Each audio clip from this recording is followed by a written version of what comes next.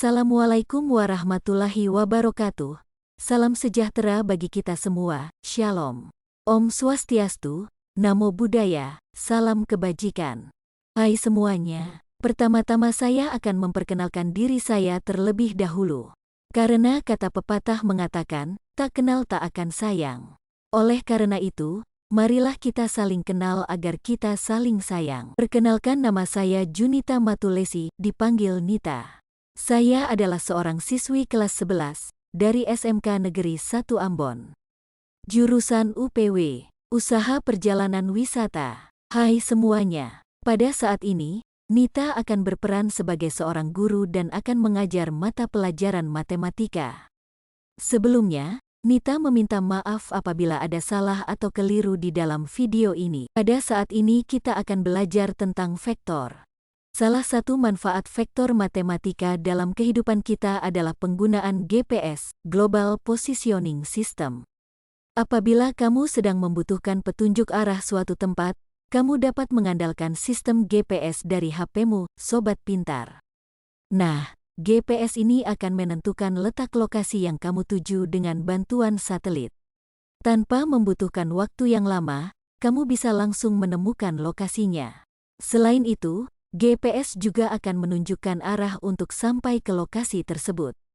Keren banget kan? Mendengar istilah vektor, mungkin kamu akan berpikir bahwa kita akan membahas mengenai vektor pada mata pelajaran fisika. Eits, sayang sekali, sobat. Vektor yang akan kita bahas kali ini adalah vektor matematika. Sebenarnya, pembahasan mengenai vektor dalam fisika sangat berhubungan dengan vektor matematika. Seperti yang kamu ketahui, vektor dalam fisika merupakan salah satu dari dua jenis besaran selain besaran skalar. Jika besaran skalar hanya memiliki nilai saja, vektor merupakan besaran yang memiliki nilai dan arah. Contoh dari besaran skalar adalah panjang, luas, volume, suhu, dan lain-lain. Sedangkan contoh dari vektor yaitu kecepatan, percepatan, medan magnetik, dan lain sebagainya. Nah, sekarang kita pelajari bersama materi vektor matematika. Yuk, kita mulai dari pengertian vektor hingga contoh soalnya.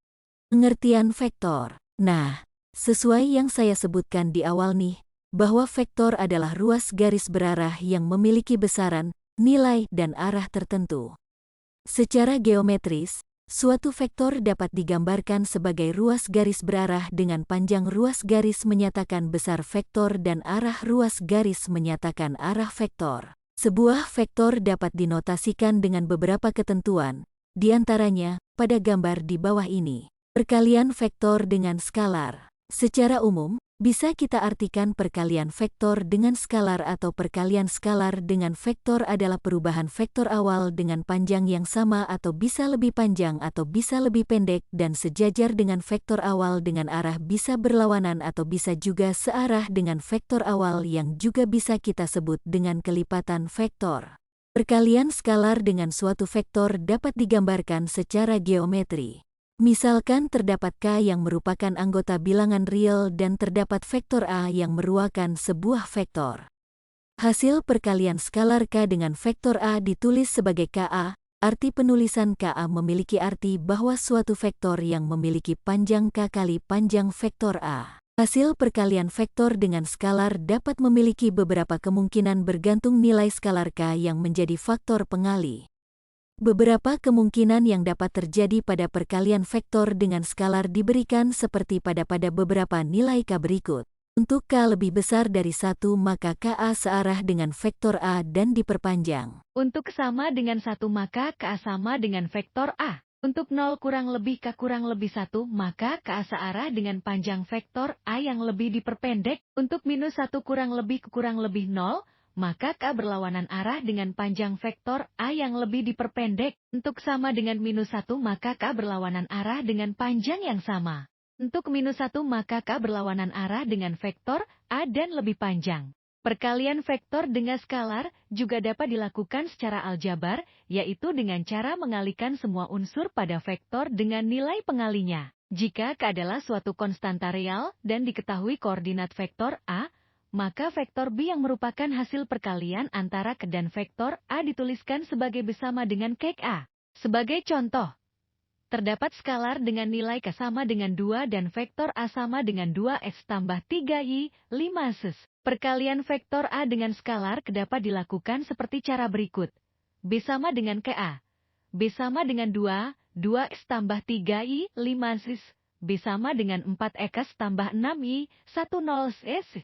Perkalian vektor dengan skalar memiliki beberapa sifat yang diberikan seperti pada daftar berikut. Dua vektor sejajar. Dua vektor atau lebih sejajar memiliki kemiringan vektor yang sama, yaitu searah atau berlawanan arah antara vektor-vektor tersebut, di mana panjang-panjang vektornya tidak harus sama. Dengan kata lain, jika dua vektor sejajar, maka salah satu vektor adalah kelipatan dari vektor yang lainnya. Vektor yang saling sejajar akan membentuk sudut nol atau akan dapat berhimpitan pada satu garis kolinear. Vektor yang memiliki arah yang sama biasanya disimbolkan dengan tanda positif, tambah. Sementara dua buah vektor yang saling berkebalikan ditandai dengan simbol negatif.